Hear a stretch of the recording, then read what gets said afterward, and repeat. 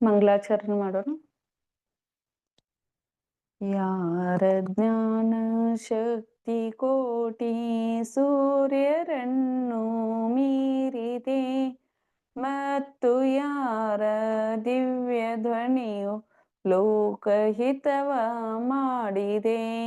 ಮೂರು ಲೋಕದಲ್ಲಿ ಯಾರ ಕೀರ್ತಿ ವ್ಯಾಪ್ತವಾಗಿದೆ, ಅಂತ ದೇವರಲ್ಲಿ ನನ್ನ ತಲೆಯೂ ಬಾಗಿದೆ, ನನ್ನ ತಲೆಯೂ ಬಾಗಿದೆ.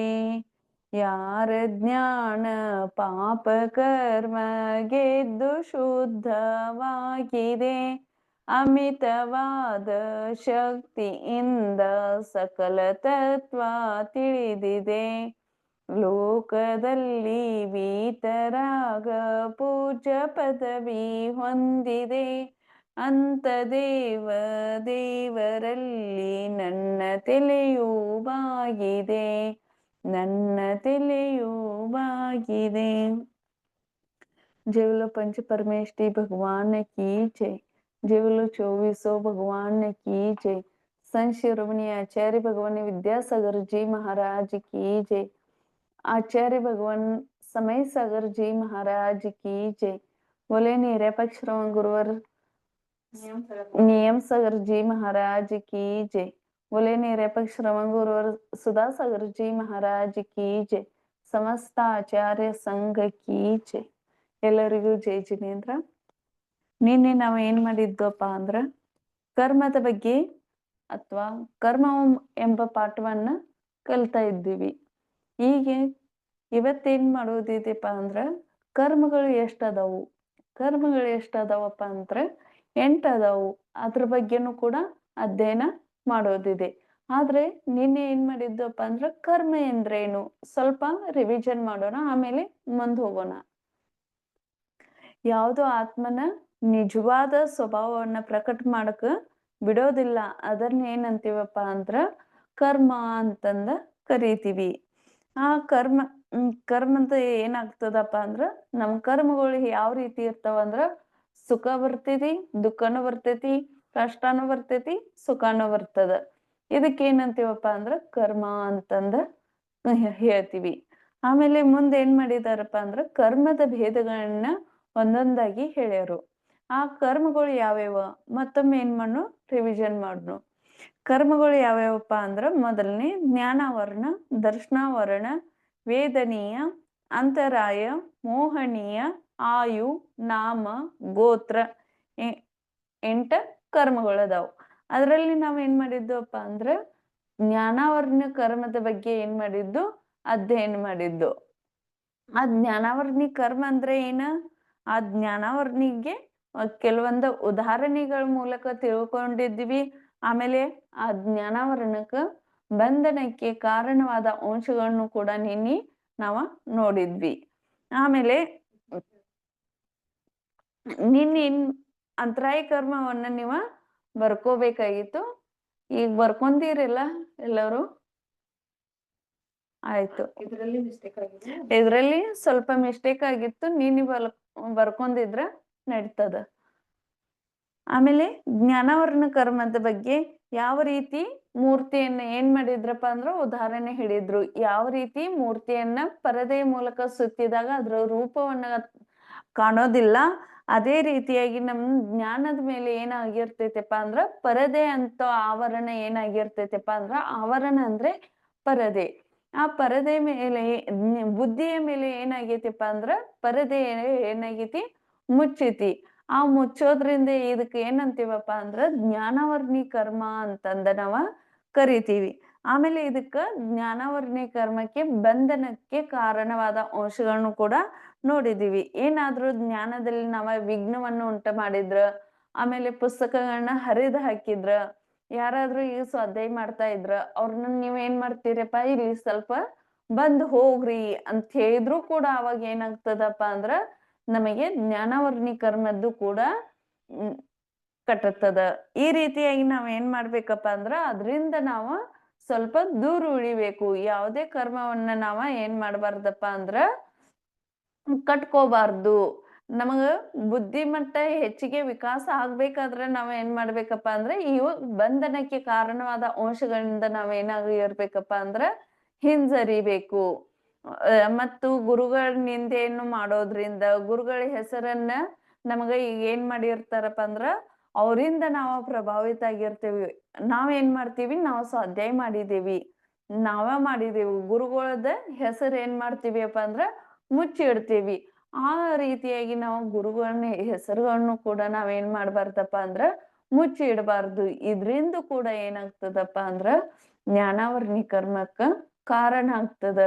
ನೀವ್ ಯಾರಾದ್ರೂ ಧರ್ಮದಲ್ಲಿ ಪ್ರವೇಶ ಮಾಡುವಾಗ ನಿಮ್ಗೆ ಏನಾಗಿರ್ತೈತಪ್ಪ ಅಂದ್ರೆ ಯಾರಾದ್ರೂ ನಿಮ್ಗ ಪ್ರೋತ್ಸಾಹ ಕೊಟ್ಟಿರ್ತಾರೋ, ಅಥವಾ ಗುರುಗಳು ನಿಮ್ಗೆ ಏನಂತಾರಪ್ಪ ಅಂದ್ರ ನೀವು ಸ್ವಾಧ್ಯಾಯ ಮಾಡ್ತ ಬರ್ರಿ, ಆಮೇಲೆ ಏನ್ ಮಾಡ್ತ ಬರ್ರಿ, ಮಂದಿರಕ್ಕೆ ಹೋಗ್ತ ಬರ್ರಿ, ಸ್ವಾಧ್ಯಾಯ ತಗೋತ್ ಬರ್ರಿ, ಪಾಠಶಾಲಾ ತಗೋತ್ ಬರ್ರಿ, ಹಿಂಗ ಏನ್ ಹೇಳ್ತಾರಪ್ಪ ಅಂದ್ರ ನಿಮಗ ಹೇಳಿರ್ತಾರೋ.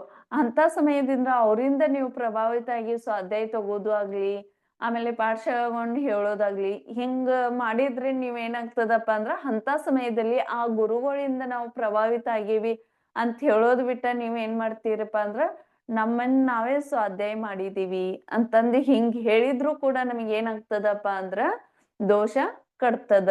ಈಗ ನಾವು ಸ್ವಾಧ್ಯಾಯಕ ಈ ಧರ್ಮದಲ್ಲಿ ಬರಲು ಕಾರಣ ಏನಂದ್ರಪ್ಪ ಅಂದ್ರ ನಮ್ದು ನಿಜವಾಗಿ ನಮ್ ಜೀವನದಾಗ ಈ ಧರ್ಮದ ಪ್ರವೇಶ ಮಾಡಕ್ ಕಾರಣ ಆದ ಗುರುಗಳು ಯಾರಪ್ಪ ಅಂದ್ರ ಪರಂ ಪೂಜ್ಯ ನಿರ್ಯಾಪಕ ಶ್ರವಣ ಗುರುವರ ನಿಯಮ ಸಾಗರ್ ಮಹಾರಾಜಿಗಳು. ಅವರು ಕೂಡ ಎಲ್ಲಿಯವ್ರಪ್ಪ ಅಂದ್ರ ಸದಲ್ಗಾದಲ್ಲಿ, ಅವರಿಂದ ಚಾತುರ್ಮಾಸ 2 ಸಲ ಸದಲ್ಗಾದಾಗ ಆಗಿತ್ತು. ಅದ್ರಿಂದ ನಾವು ಕೂಡ ಪ್ರಭಾವಿತ ಆಗಿದ್ದು. ನಮಗೂ ಕೂಡ ಧರ್ಮ ಅಂದ್ರೆ ಏನು ಗೊತ್ತಿರ್ಲಿಲ್ಲ. ನಾವು ಯಾವಾಗ ಮಹಾರಾಜಿಗೋ ಪ್ರವಚನ ಕೇಳೋದ್ರಿಂದ ಏನಾಯ್ತು, ನಮಗೂ ಜ್ಞಾನ ಬಂತು. ಸ್ವಲ್ಪ ಇಲ್ಲ ಸ್ವಲ್ಪ ಅದ್ರಲ್ಲಿ ಮಹಾರಾಜಿ ಬಹಳಷ್ಟು ಹೇಳಿದ್ರು. ಅದ್ರಿಂದ ಸ್ವಲ್ಪ ಮಟ್ಟಿಗೆ ನಮಗೆ ಏನಾಯ್ತಪ್ಪ ಅಂದ್ರ ಜ್ಞಾನ ಬಂದಿತ್ತು. ಒಂದ್ ಎಳ್ಳಿನ ಸಾಸ್ವಿ ಅಷ್ಟೇ ಏನಾಗೈತೆಪ್ಪ ಅಂದ್ರ ಸ್ವಲ್ಪ ಬಂದಿದೆ, ಬಹಳಷ್ಟು ನಮಗೆ ಏನು ಬಂದಿಲ್ಲ ಖರೆ. ಆದ್ರ ನಿಯಮ ಸಾಗರ್ ಮಹಾರಾಜನು ಕೂಡ ಏನಿದಾರಪ್ಪ ಅಂದ್ರ ಅವರು ಕೂಡ ಅಧ್ಯಾತ್ಮ ಯೋಗಿ ಅಂತ ಹೇಳಿದ್ರು ಕೂಡ ಅವ್ರಿಗೆ ನಡೀತದ.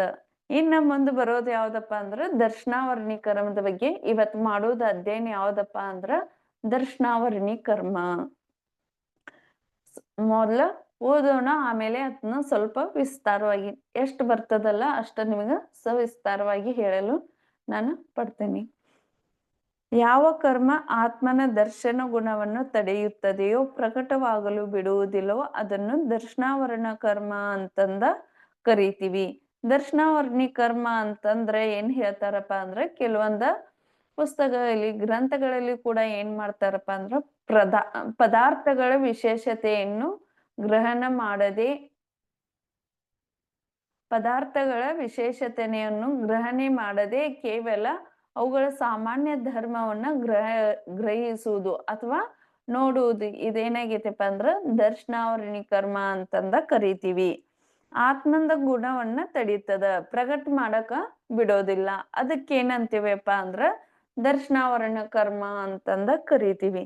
ಉದಾಹರಣೆ ಹೇಳಿದ್ದಾರೆ, ಕಾವಲುಗಾರನು ರಾಜನ ದರ್ಶನ ಮಾಡಲು ಹೇಗೆ ಬಿಡುವುದಿಲ್ಲ, ಹಾಗೆ ದರ್ಶನಾವರಣ ಕರ್ಮವು ಆತ್ಮನಿಗೆ ಪದಾರ್ಥಗಳ ದರ್ಶನ ಮಾಡಲು ಬಿಡುವುದಿಲ್ಲ.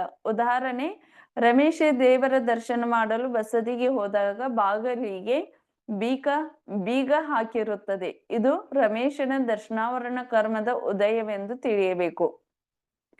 ಈಗ ಏನ್ ಮಾಡ್ತೀವಿಪ್ಪ ಅಂದ್ರ ರಾಜನ್ ಭೇಟಿ ಆಗ್ಬೇಕಾದ್ರ, ಆದ್ರೆ ಈಗ ನಾವು ನೋಡ್ಬೇಕು, ಯಾರಾದ್ರೂ ಪ್ರಧಾನ ಮಂತ್ರಿ ಆಗ್ಲಿ, ಮುಖ್ಯಮಂತ್ರಿ ಆಗ್ಲಿ, ಆಮೇಲೆ ರಾಷ್ಟ್ರಪತಿಗಳನ್ನ ಭೇಟಿ ಮಾಡ್ಬೇಕಾದ್ರ ನಾವ್ ಏನ್ ಮಾಡ್ತೀವಿಪ್ಪ ಅಂದ್ರ ಅವರ PA ಗಳನ್ನ ಮೊದ್ಲೇನ್ ಮಾಡ್ತೀವಿ, ಭೇಟಿ ಮಾಡ್ತೀವಿ ಇಲ್ಲೋ. ಅದೇ ರೀತಿಯಾಗಿ ನಾವೇನ್ ಮಾಡ್ತಾರಪ್ಪ ಅಂದ್ರ ಆ ರೀತಿಯಾಗಿ ಏನಾಗ್ತದಪ್ಪ ಅಂದ್ರ ದರ್ಶನಾವರ್ಣಿ ಕರ್ಮ ಕಟ್ಟುತ್ತದ ಅಂತ ಹೇಳ್ತಾರು. ಆಮೇಲೆ ಉದಾಹರಣೆ ಏನ್ ಹೇಳ್ತಾರಪ್ಪ ಅಂದ್ರ ರಮೇಶ್ ಅನ್ನೋ ವ್ಯಕ್ತಿ ಏನ್ ಮಾಡ್ತಾನಪ್ಪ ಅಂದ್ರ ದೇವರ ದರ್ಶನ ಮಾಡಕ್ ಹೋದಾಗ ಏನ್ ಮಾಡ್ತಾನಪ್ಪ ಅಂದ್ರ ಬಸದಿಗೆ ಬೀಗ ಹಾಕ್ತಾನು. ಆ ಬೀಗ ಹಾಕಿದಾಗ ಏನಾಗ್ತೈತೆಪ್ಪ ಅಂದ್ರ ಅವನಿಗೆ ಯಾರಾದ್ರೂ ದರ್ಶನಾರ್ಥಿಗಳು ಬಂದಾಗ ಏನಾಗ್ತದಪ್ಪ ಅಂದ್ರ ಭಗವಾನರ ದರ್ಶನ ಮಾಡದೆ ಏನ್ ಮಾಡ್ತಾರಪ್ಪ ಅಂದ್ರ ಹೋಗ್ಬಿಡ್ತಾರು. ಅದ್ರಿಂದ ಪಾಪ ಕಟ್ಟೋದು ಯಾರಿಗಪ್ಪ ಅಂದ್ರ ಯಾರು ಬೀಗ ಹಾಕ್ತಿರ್ತಾರಲ್ಲ ಅವ್ರಿಗೆ ಏನಾಗ್ತದಪ್ಪ ಅಂದ್ರ ಪಾಪ ಕಟ್ತದ. ಯಾವ ಪಾಪ ಕಟ್ಟತದಪ್ಪ ಅಂದ್ರ ದರ್ಶನಾವರ್ಣಿ ಕರ್ಮ ಏನಾಗ್ತದಪ್ಪ ಅಂದ್ರ ಕಟ್ಟಾಗ್ತದ ಕಟ್ಟುತ್ತದ. ಆಮೇಲೆ ಮುಂದೇನ್ ಹೇಳ್ತಾರಪ್ಪ ಅಂದ್ರ ದರ್ಶನಾವರಣದಲ್ಲಿ ಕೂಡ ಏನಾಗೈತಿಪ್ಪ ಅಂದ್ರ ಕೆಲವೊಂದ ಭೇದಗಳನ್ನ ಮಾಡಿದರು. ಅದಕ್ಕೆ ಏನಂತಾರಪ್ಪ ಅಂದ್ರ ಉತ್ತರ ಭೇದಗಳು ಅಂತ ಕೂಡ ಕರೀತಾರು. ಈ ದರ್ಶನಾವರ್ಣಿ ಕರ್ಮದಲ್ಲಿ ಏನಾಗ್ತಾವಪ್ಪ ಅಂದ್ರ 9 ಭೇದಗಳಿವೆ. ಆ 9 ಭೇದಗಳು ಯಾವ್ಯಾವ ಇದಾವ ಅಂತಂದ ಸ್ವಲ್ಪ ನಿಮ್ಗ ಪುಸ್ತಕದಲ್ಲಿ ಇಲ್ಲ, ಆದ್ರೂ ಕೂಡ ನಾನ್ ಸ್ವಲ್ಪ ಮಟ್ಟಿಗೆ ನಿಮ್ಗ ಏನ ಒಳ್ಳೇದ್ ಸ್ವಲ್ಪ ಜ್ಞಾನ ಸಿಗ್ಲಿ ಅಂತಂದ ಏನ್ ಮಾಡ್ತೀವಿಪ್ಪ ಅಂದ್ರ ಸ್ವಲ್ಪ 9 ಭೇದಗಳನ್ನ ನಾವ ನೋಡ್ತೀವಿ. ಆ 9 ಭೇದಗಳು ಯಾವಪ್ಪ ಅಂದ್ರ ಚಕ್ಷು ದರ್ಶನಾವರಣ, ಅಚಕ್ಷು ದರ್ಶನ, ಅವಧಿ ದರ್ಶನ, ಕೇವಲ ದರ್ಶನ, ನಿದ್ರಾ ನಿದ್ರಾ ನಿದ್ರಾ, ಪ್ರಚಲ ಪ್ರಚಲ ಪ್ರಚಲ, ಸ್ಥಾನ ವೃದ್ಧಿ ಅಂತಂದ ಈ ರೀತಿಯಾಗಿ 9 ಭೇದಗಳನ್ನ ಮಾಡಲಾಗಿದೆ. ಎಷ್ಟು ಭೇದಗಳನ್ನ ಮಾಡಲಾಗಿದೆ ಅಂದ್ರೆ ಇದು ಯಾವುದರಲ್ಲಿ ಭೇದಗಳನ್ನ ಮಾಡಲಾಗಿದೆ? ನಾವು ದರ್ಶನಾವರ್ಣಿ ಕರ್ಮದಲ್ಲಿ ಮಾತ್ರ 9 ಭೇದಗಳನ್ನ ಮಾಡಲಾಗಿದೆ. ಆಮೇಲೆ ಜ್ಞಾನಾವರ್ಣಿ ಕರ್ಮದಲ್ಲಿ ಏನ್ ಮಾಡಿದಾರಪ್ಪ ಅಂದ್ರ ಅಲ್ಲಿಯೂ ಕೂಡ ಏನಾಗಿದಾವಪ್ಪ ಅಂದ್ರ 5 ಜ್ಞಾನಾವರ್ಣಿ ಕರ್ಮಗಳು. ಇದನ್ನ ನಿನ್ನೆ ಹೇಳೋದನ್ನ ಮರ್ತ್ ಬಿಟ್ಟೆ. ಇವತ್ ನಾನ್ ನಿಮ್ಗ ಸ್ವಲ್ಪದ್ರಾಗ ಹೇಳ್ತೀನಿ. 5 ಏನಿದಾವಪ್ಪ ಅಂದ್ರ ಜ್ಞಾನವರ್ಣಿ ಕರ್ಮಗಳದ ಉತ್ತರ ಭೇದಗಳು ಇದಾವ್. ಯಾವ್ಯಾವಪ್ಪ ಅಂದ್ರ ಮತಿ ಜ್ಞಾನ, ಶ್ರುತ ಜ್ಞಾನ, ಅವಧಿ ಜ್ಞಾನ, ಕೇವಲ ಮನಪರೆಯ ಜ್ಞಾನ ಮತ್ತು ಕೇವಲ ಜ್ಞಾನ. ಈ ರೀತಿಯಾಗಿ ಏನ್ ಮಾಡಿದಾರಪ್ಪ ಅಂದ್ರ ಜ್ಞಾನವರ್ಣಿ ಕರ್ಮದಲ್ಲಿ ಕೂಡ 5 ಭೇದಗಳನ್ನ ಮಾಡಿದರು. ಮತ್ತೊಮ್ಮೆ ಹೇಳ್ಬೋದಾ? ಜ್ಞಾನವರ್ಣಿ ಕರ್ಮದ 5 ಭೇದಗಳು: ಮತಿ ಜ್ಞಾನವರ್ಣ, ಶ್ರುತ ಜ್ಞಾನವರ್ಣ, ಅವಧಿ ಜ್ಞಾನವರ್ಣ, ಮನಪರೆಯ ಜ್ಞಾನವರ್ಣ ಮತ್ತು ಕೇವಲ ಜ್ಞಾನವರ್ಣ. ಈ ರೀತಿಯಾಗಿ ಏನ್ ಮಾಡಿದಾರಪ್ಪ ಅಂದ್ರ 5 ಭೇದಗಳನ್ನ ಮಾಡಿದರು. ಇದು ಜ್ಞಾನಾವರ್ಣಿ ಕರ್ಮದಲ್ಲಿ ಮಾತ್ರ. ಆಮೇಲೆ ದರ್ಶನಾವರ್ಣಿ ಕರ್ಮದಲ್ಲಿ ಕೂಡ 9 ಭೇದಗಳನ್ನ ಮಾಡಿದರು. ಅದು ಕೂಡ ನಿಮ್ಗ ಹೇಳಿತು. ಇಷ್ಟೇ ಸಾಕಾ? ಆಮೇಲೆ ಮುಂದ್ ಬರೋದು ಯಾವ್ದಪ್ಪ ಅಂದ್ರ ದರ್ಶನಾವರ್ಣಿ ಕರ್ಮಕ್ಕೆ ಕಾರಣವಾದ ಅಂಶಗಳು ಅಂತಂದ ನಾವ ಹೇಳ್ತೀವಿ. ಈ ದರ್ಶನಾವರಣಕ್ಕೆ ಕಾರಣವಾದ ಅಂಶಗಳು, ಬಂಧನಕ್ಕೆ ಕಾರಣವಾದ ಅಂಶಗಳು ಯಾವ್ಯಾವ ಬರ್ತಾವಪ್ಪ ಅಂದ್ರ ಮೊದಲನೇದಾಗಿ ಯಾವ ಕಾರಣಗಳಿಂದ ಜ್ಞಾನಾವರಣದ ಕರ್ಮ ಬಂಧವಾಗುತ್ತದೆಯೋ ದರ್ಶನಾವರಣ ಕರ್ಮವು ಸಹ ಅವೇ ಸಾಧನಗಳಿಂದ ಬಂಧ ಆಗ್ತದ.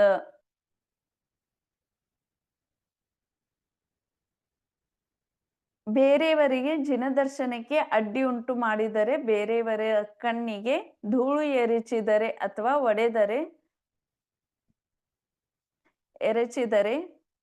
ಅಥವಾ ಒಡೆದರೆ ದಿನದಲ್ಲಿ ಮಲಗುವುದರಿಂದ, ಮುನಿಗಳನ್ನು ನೋಡಿ ಹೇಸಿಗೆ ಪಟ್ಟರೆ, ದೃಷ್ಟಿಯ ಬಗೆಗೆ ಗರ್ವ ತೋರಿದ್ದರೆ ಇತ್ಯಾದಿ ಕಾರ್ಯಗಳಿಂದ ನಮ್ಮಿಂದ ನಡೆದಿದ್ದರೆ ದರ್ಶನಾವರಣ ಕರ್ಮದ ಬಂಧವಾಗುತ್ತದೆ.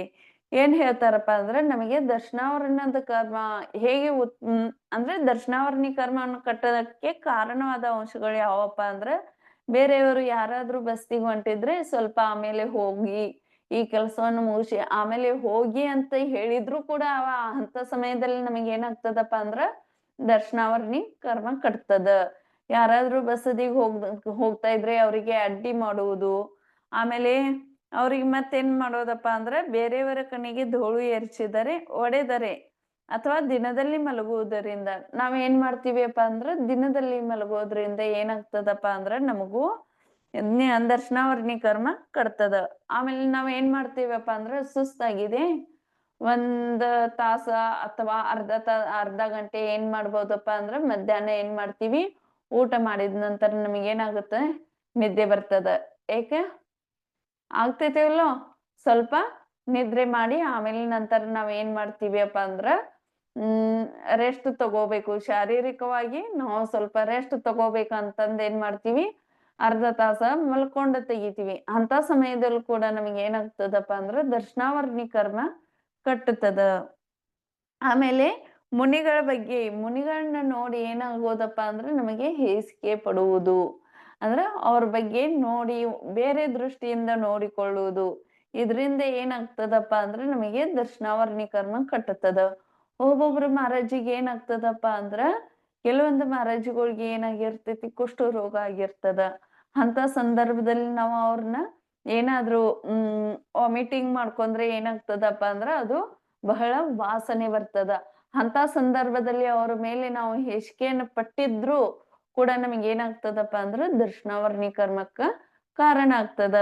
ಈ ರೀತಿಯಾಗಿ ನಾವು ಕರ್ಮಗಳನ್ನ ಯಾವ ರೀತಿ ಕಟ್ಕೋತೀವಿ, ಪ್ರತಿ ಕ್ಷಣ ನಮ್ಗೆ ಏನಾಗ್ತದಪ್ಪ ಅಂದ್ರ ಕರ್ಮಗಳು ಕಟ್ತಾ ಇರ್ತೀವಿ.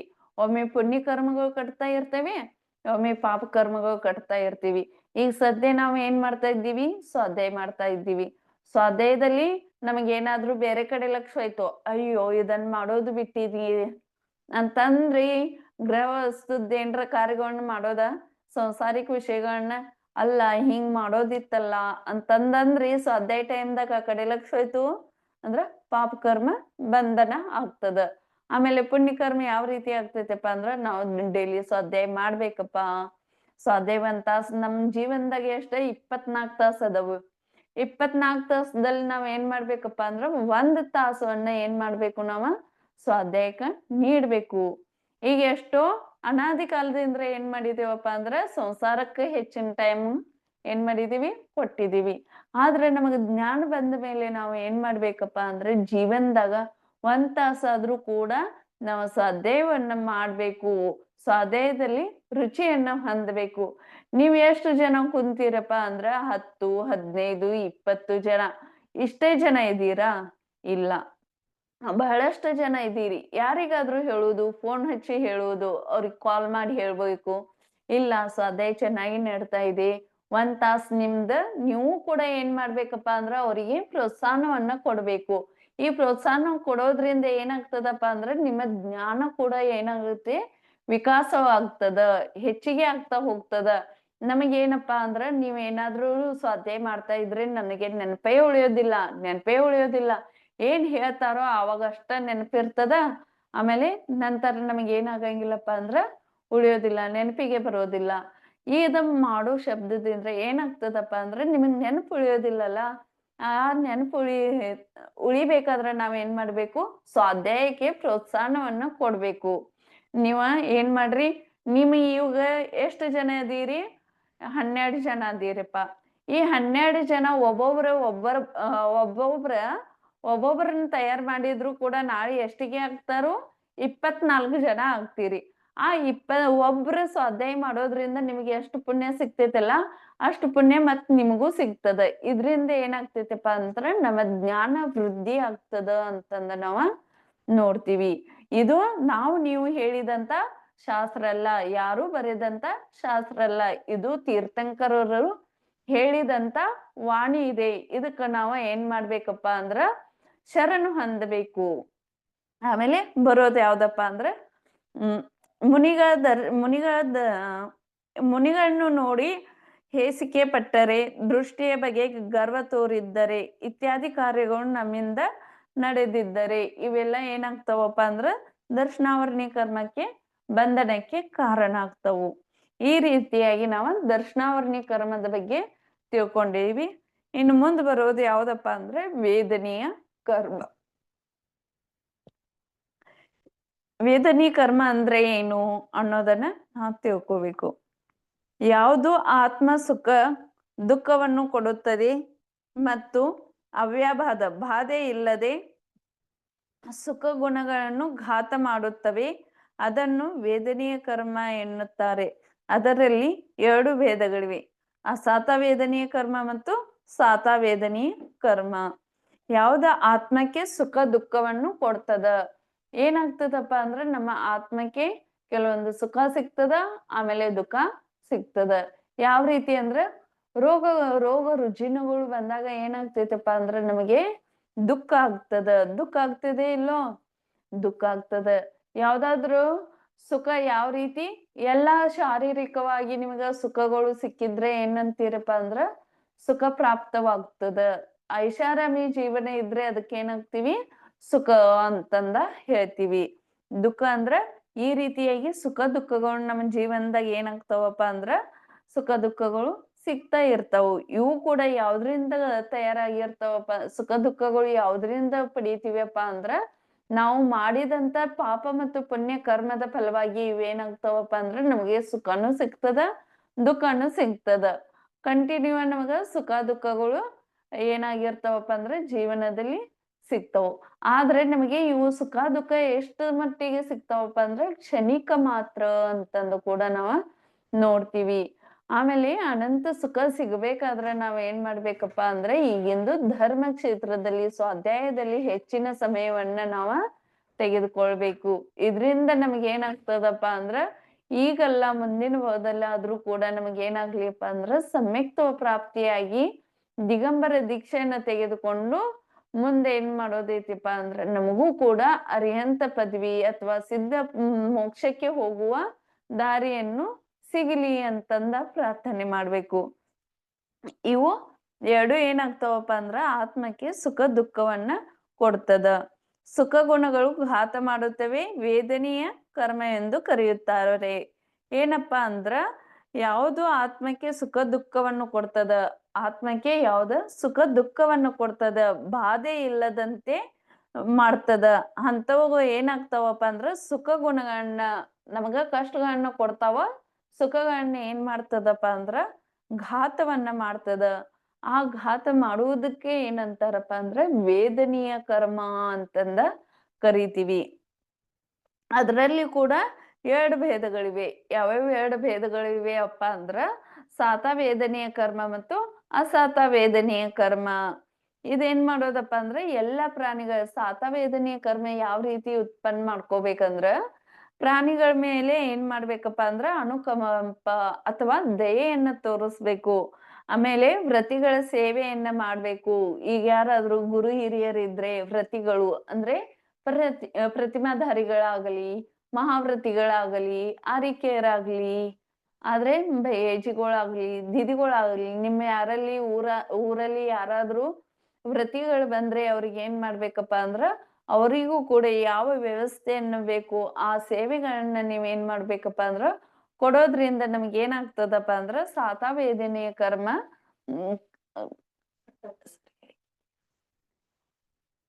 ಸರಿಯಾಗಿ ಕೇಳಿಸ್ತಿಲ್ಲ.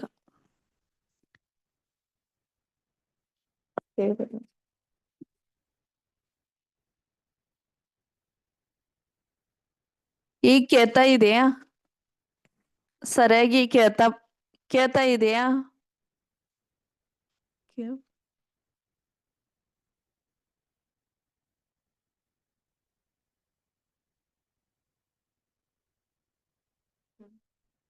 ಸರಿಯಾಗಿ ಕೇಳಿ ಬರ್ತಾ ಇದೆಯಾ?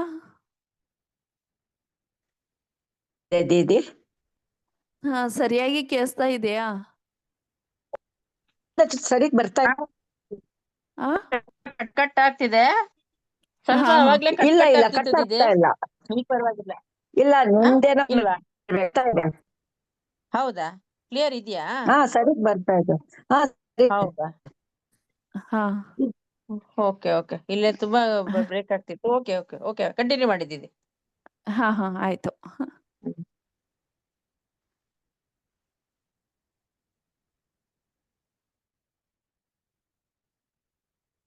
ಏನ್ ಹೇಳ್ತಾ ಇದ್ದೀವಪ್ಪ ಅಂದ್ರ ವೇದನೀಯ ಕರ್ಮದಲ್ಲಿ 2 ಭೇದಗಳನ್ನ ಮಾಡ್ತಾ ಇದ್ದೀವಿ. ಆ 2 ಭೇದಗಳು ಯಾವ್ಯಾವಪ್ಪ ಅಂದ್ರ ಸಾತ ವೇದನೀಯ ಕರ್ಮ ಮತ್ತು ಅಸಾತ ವೇದನೀಯ ಕರ್ಮ. ಮೆಸೇಜ್ ಬಂದವ. ಎಲ್ಲ ಪ್ರಾಣಿಗಳ ಮೇಲೆ ನಾವ್ ಏನ್ ಮಾಡ್ಬೇಕಪ್ಪ ಅಂದ್ರ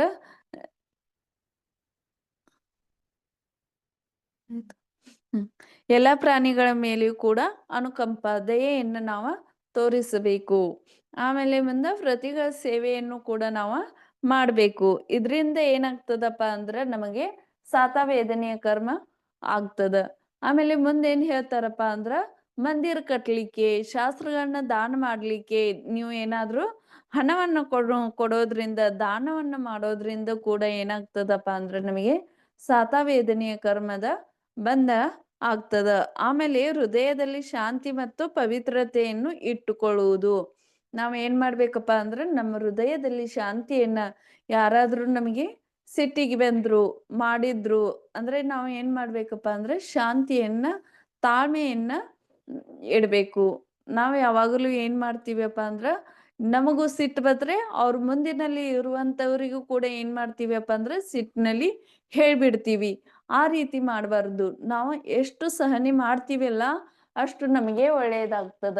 ಕಷಾಯಗಳನ್ನ ನಾವು ಏನ್ ಮಾಡ್ಬೇಕಪ್ಪ ಅಂದ್ರ ಕಡಿಮೆ ಮಾಡ್ತಾ ಹೋಗ್ಬೇಕು. ಎಷ್ಟು ಶಾಂತಿಯನ್ನ ಪ್ರಾಪ್ತಿ ಮಾಡ್ಕೋತೀವಲ್ಲ ಅಷ್ಟು ಯಾರಿಗ್ ಒಳ್ಳೇದಪ್ಪ ಅಂದ್ರೆ ನಮಗೆ ಒಳ್ಳೇದಾಗ್ತದ.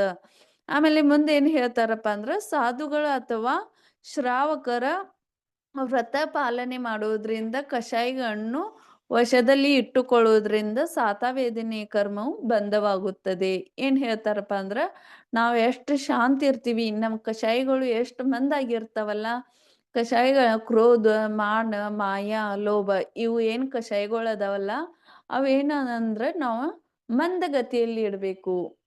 ಈಗ ಯಾವಾಗಾದ್ರೂ ಜೋರ್ಲೆ ಸಿಟ್ಟದಾಗ ಏನಾದ್ರೂ ಅಂತೀವಿ, ಅವ್ರ ಮನಸ್ಸಿಗೆ ನೋವಾಗ್ತದ, ಅದರಿಂದ ಕೂಡ ನಮ್ಗ್ ಕೂಡ ಏನಾಗ್ತದಪ್ಪ ಅಂದ್ರ ಪಾಪ ಕಟ್ತದ ಅಂತಂದು ಕೂಡ ನಾವ ಹೇಳ್ತೀವಿ. ಇದರಿಂದ ಏನಾಗ್ತದಪ್ಪ ಅಂದ್ರ ಕಷಾಯವನ್ನು ಕೂಡ ನಾವ್ ಏನ್ ಮಾಡ್ಬೇಕಪ್ಪ ಅಂದ್ರ ವಶದಲ್ಲಿ ಇಟ್ಕೋಬೇಕು.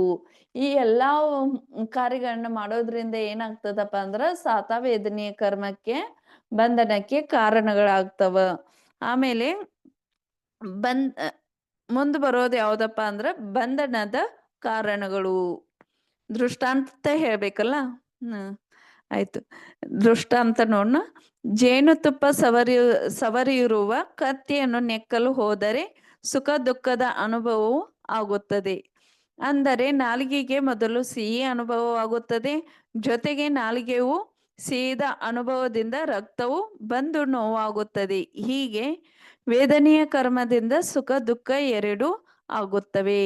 ಏನ್ ಹೇಳ್ತಾರಪ್ಪ ಅಂದ್ರೆ ವೇದನೆಯ ಕರ್ಮದ ಬಗ್ಗೆ ಒಂದು ಉದಾಹರಣೆ ಹೇಳ್ತಾರು. ಏನ್ ಹೇಳ್ತಾರಪ್ಪ ಅಂದ್ರೆ ಜೇನುತುಪ್ಪ ಈ ಕಡೆ ಏನಾಗಿರ್ತೈತಪ್ಪ ಅಂದ್ರ ಸಿಹಿನೂ ಆಗಿರ್ತದ.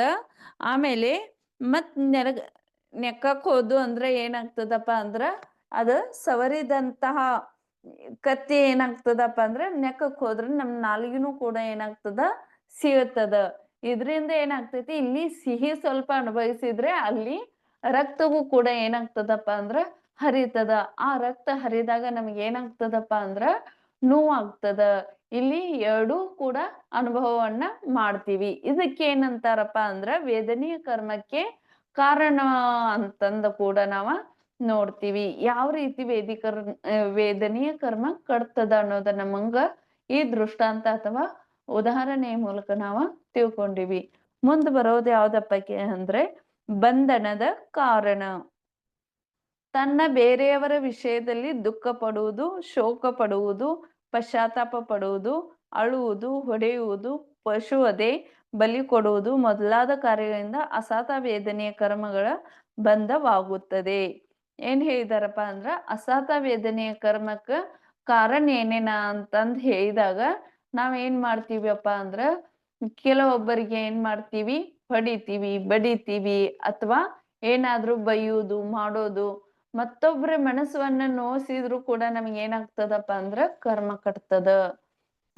ಅಸಾತ ಕರ್ಮದ ಬಂಧನಕ್ಕೆ ಕಾರಣ ಏನಾಗ್ತದಪ್ಪ ಅಂದ್ರ ನಾವ ಮಾಡಿರುವಂತ ಕರ್ಮಗಳನ್ನ ಏನಾಗ್ತದಪ್ಪ ಅಂದ್ರ ಕಟ್ತಾವು.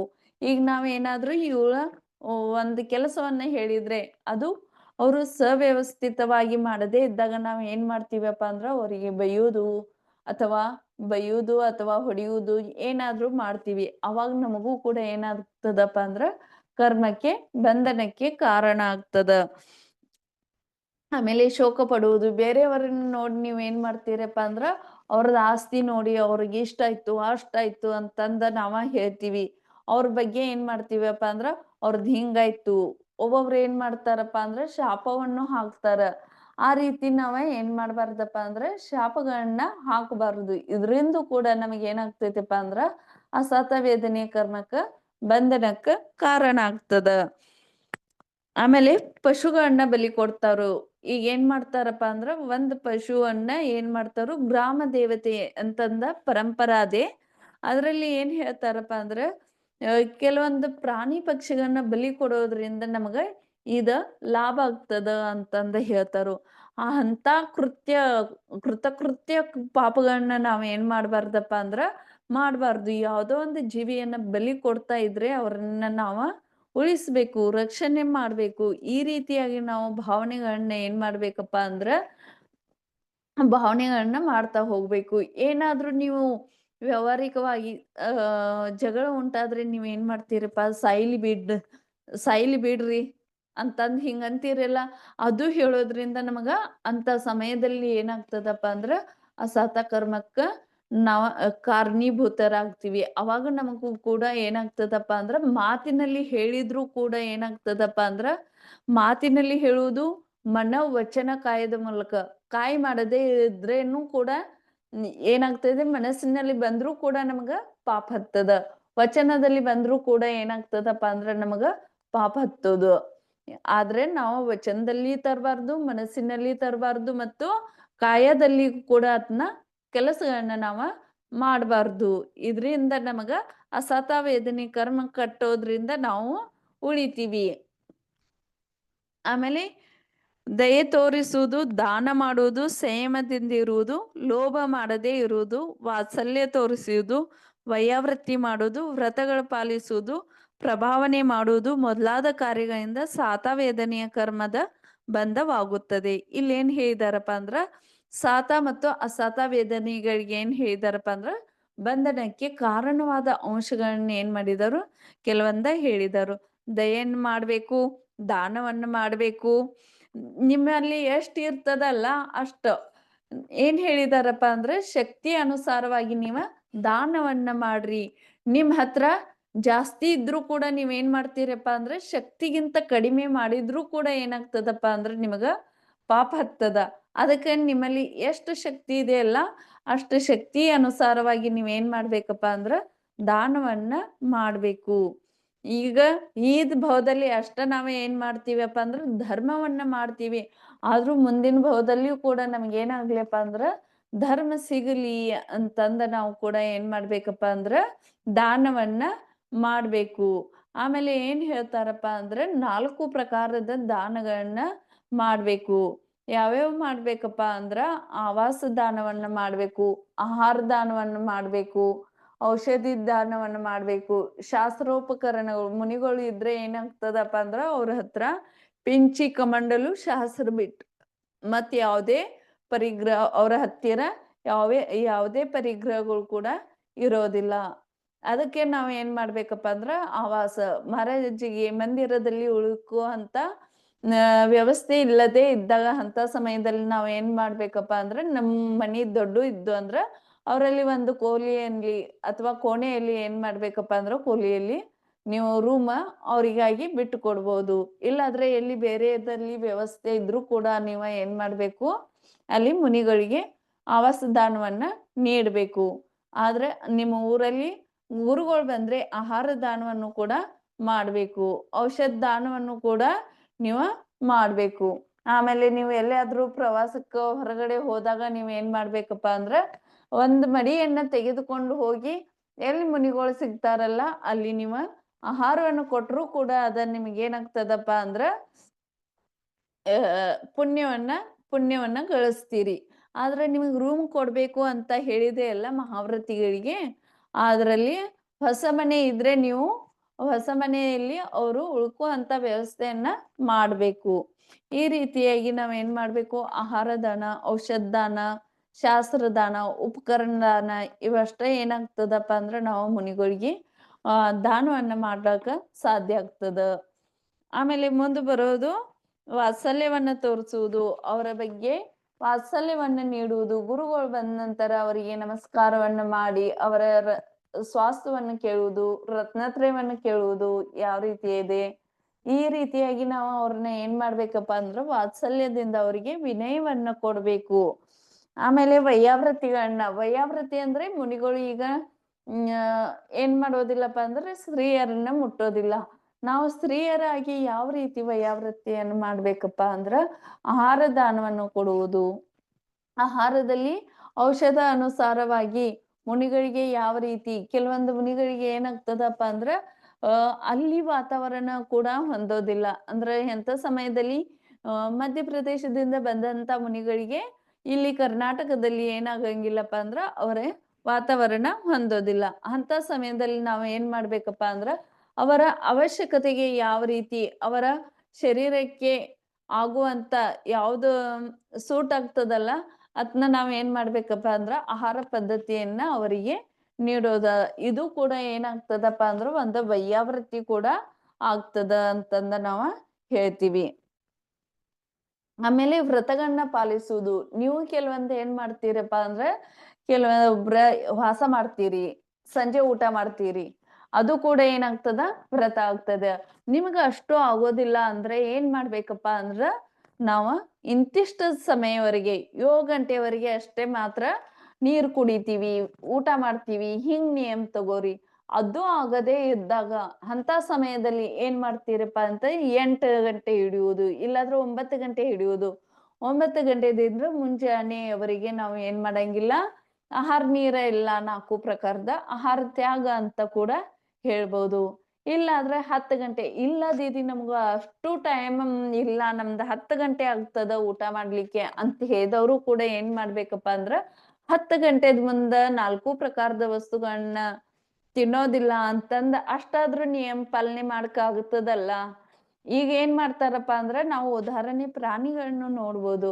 ಪ್ರಾಣಿಗಳು ಸಂಜೆ ಹೊತ್ತ ಆದ ನಂತರ ಅವ್ ಏನ್ ಮಾಡಂಗಿಲ್ಲಪ್ಪ ಅಂದ್ರ ಆಕಳು ಅದಾಗ್ಲಿ ಎಮ್ಮೆ ಆಗ್ಲಿ ಅವ್ ಏನ್ ಮಾಡಂಗಿಲ್ಲ, ಅವ ತಿಂದದ್ದು ಇದು ಮೇವ ಎಲ್ಲ ಹಾಕಿರ್ತಿರಲ್ಲ ಅಂತ ಸಮಯದಲ್ಲಿ ಹುಲ್ಲು ಎಲ್ಲ ಹಾಕಿದಾಗ ಅವೇನ್ ಮಾಡ್ತಾವಪ್ಪ ಅಂದ್ರ ಹುಲ್ಲುಗಳನ್ನ ತಿಂದ ಏನ್ ಮಾಡ್ತಾವು ಮೆಲ್ಕಿಗ್ ಹಾಕ್ತಾವು.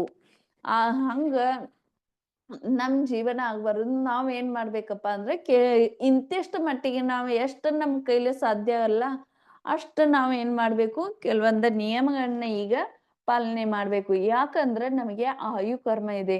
ಆಯು ಕರ್ಮ ಯಾವಾಗ ಇದಾಗ್ತದ ಹೇಳ್ಕ ಬರಂಗಿಲ್ಲ, ಯಾವಾಗ ಮುಗಿತದ ಏನ್ ಮುಗಿತದ ಅಂತ ಅಂದೋದು ನಮ್ಮ ಕೈಯಲ್ಲಿ ಇಲ್ಲ.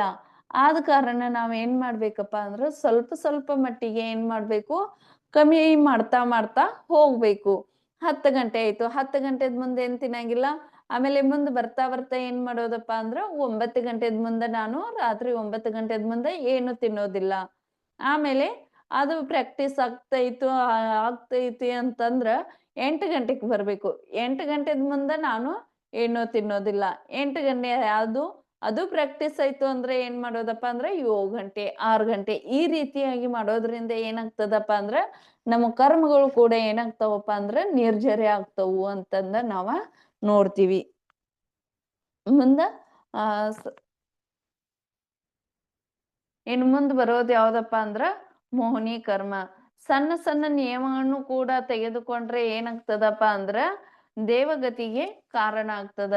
ಏನ್ ಮಾಡ್ತೀವಪ್ಪ ಅಂದ್ರೆ ಕೆಲವೊಂದು ನಿಯಮಗಳನ್ನ ತೆಗಿತೀವಿ. ಈ ನಿಯಮಗಳನ್ನ ಪಾಲನೆ ಮಾಡೋದ್ರಿಂದ ಏನಾಗ್ತದಪ್ಪ ಅಂದ್ರ ನಾವ ದೇವಗತಿಗೆ ಹೋಗಾಕ ಕಾರಣೀಭೂತ ಆಗ್ತದ ಅಂತಂದ ನಾವ ನೋಡ್ತೀವಿ. ಎಷ್ಟೋ ದೃಷ್ಟಾಂತಗಳನ್ನ ನಾವು ನೋಡಿದೀವಿ. ಅದ್ರಿಂದ ಏನಾಗ್ತದಪ್ಪ ಅಂದ್ರ ಸಿಂಹನು ಕೂಡ ಏನಾಗಿತ್ತಪ್ಪ ಅಂದ್ರ ಅದು ಕೂಡ ಏನಾಗಿತ್ತು, ಸಂಜೆ ಹೊತ್ತ ಆದ ನಂತರ ಅದು ಕೂಡ ಬಾಯಲ್ಲಿ ನೀರ್ ಹಾಕ್ಲಿಲ್ಲ. ಇದ್ರಿಂದ ಅದಕ್ಕೆ ಏನಾಯ್ತಪ್ಪ ಅಂದ್ರ ದೇವಗತಿ ಆಯ್ತು. ದೇವಗತಿದಿಂದ ಅವ್ರ ಏನಾದ್ರಪ್ಪ ಅಂದ್ರ ಮನುಷ್ಯಗತಿಗೆ ಬಂದು ತೀರ್ಥಂಕರ ಪದವಿಯನ್ನ ಪ್ರಾಪ್ತ ಮಾಡಿಕೊಂಡ್ರು. ಆ ತೀರ್ಥಂಕರರು ಯಾರಪ್ಪ ಅಂದ್ರ ನಮ್ಮ ನಿಮ್ಮೆಲ್ಲರಿಗೂ ಗೊತ್ತಿರುವಂತ ಭಗವಾನ್ರ ಯಾರಪ್ಪ ಅಂದ್ರ ಕೊನೆಯ ತೀರ್ಥಂಕರ ಯಾರ, ಮಹಾವೀರ ಭಗವಾನರು ಅಂತಂದ ನಾವ ಹೇಳ್ತೀವಿ. ಈಗ ಇಷ್ಟ ಸಾಕಲ್ಲ.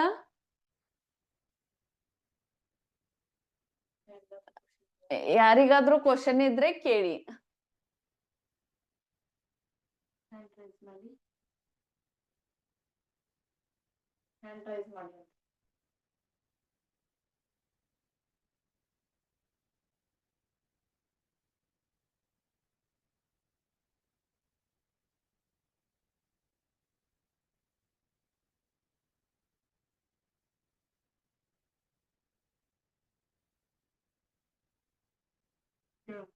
ಯಾರಿಗಾದ್ರೂ ಕ್ವಶನ್ ಇದ್ರೆ ಕೇಳಿ.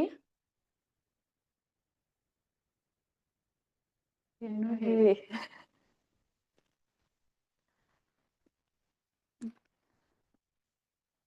ಇನ್ನು ಹೇಳೋದೇನ ಸಂಬಂಧ ಇಲ್ಲ, ಹೇಳ್ತೀವಿ. ಅದಕ್ಕೇನಾಗಿದೆಯಪ್ಪ ಅಂದ್ರೆ ಎಷ್ಟ್ ನಾವು ಡೀಪ್ ಆಗಿ ತಿಳ್ಕೊತೀವಿ ಅಲ್ಲ ಅಷ್ಟ ಇದಾಗ್ತದ. ಇವತ್ತೇನ್ ಮಾಡೋದಪ್ಪ ಅಂದ್ರ ಎಷ್ಟ ಒಂದ್ ದರ್ಶನಾವರ್ಣಿ ಜ್ಞಾನವರ್ಣಿ ಕರ್ಮದ ಬಗ್ಗೆ ಏನ್ ಮಾಡೋದಪ್ಪ ಅಂದ್ರ ಜ್ಞಾನವರ್ಣಿ ಕರ್ಮಗಳನ್ನ ತಿಳ್ಕೊಂಡಿವಿ. ಆಮೇಲೆ ದರ್ಶನಾವರ್ಣಿ ಕರ್ಮ, ವೇದನೀಯ ಕರ್ಮ, ಇವ್ ಎರಡು ಏನಾಗಿದಾವಪ್ಪ ಅಂದ್ರ ನಾಳೆ ಕೇರು ನಿಮ್ ಕೂಡ ಹೇಳಿಕ್ ಬರ್ಬೇಕು. ಆದ್ರೆ ನಾವ್ ಹೇಳ್ತೀವಿ, ನೀವು ಕೂಡ ನೀವ್ ಏನ್ ಮಾಡ್ರಪ್ಪ ಅಂದ್ರ ಪ್ರಯತ್ನ ಮಾಡ್ರಿ. ನಾವ್ ಏನ್ ಹೇಳುದು ಸ್ವಾಧ್ಯಾಯ ನಾವ್ ಹೇಳ್ತೀವಿ, ಆದ್ರ ನಿಮ್ಮಿಂದನೂ ಮತ್ತೊಬ್ಬರಿಗೆ ಏನಾಗ್ಲಿ ಲಾಭ ಆಗ್ಲಿ. ಇವತ್ತ 11 ಜನ 12 ಜನ ಇದ್ರಿ, 11 ಜನ ಆದ್ರಿ. ವಿಷಯ ತಿಳಿದು ಬರ್ತಾ ಇದೆಯೋ ಅಥವಾ ಇಲ್ಲ?